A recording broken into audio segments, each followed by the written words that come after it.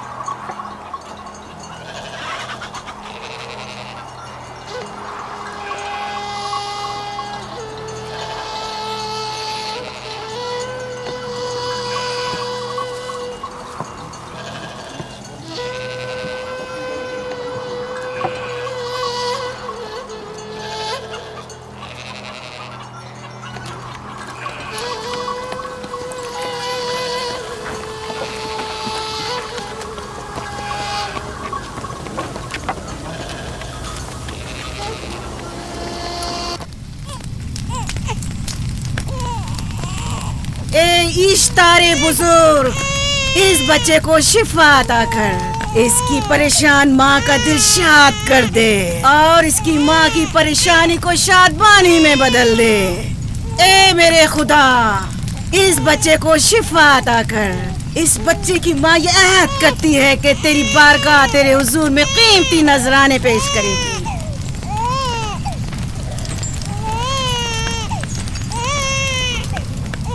मैंने इश्तारे अजीम से तुम्हारे बच्चे की जिंदगी की दुआ की है, उसने मेरी दुआ सुन ली। जाओ और अपने बच्चे की इस तरह तरबियत करो कि वह बड़ा होकर इश्तार का पैरोकार बने। आपकी और इश्तारे अजीम की बहुत बहुत मेहरबानी। इश्तारे मेहरबान पे दुरूद सलाम हो। आपकी बहुत बहुत मेहरबानी।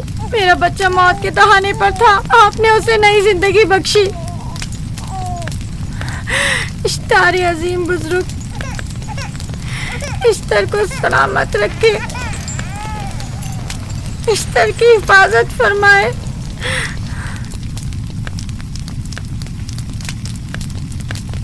यकीनन ये बच्चा भी हमारे बच्चे की तरह शिफायाब हो जाएगा। हाँ, इश्तार मेहरबान और कुदरतमंद है, यकीनन इसे भी शिफा देगा।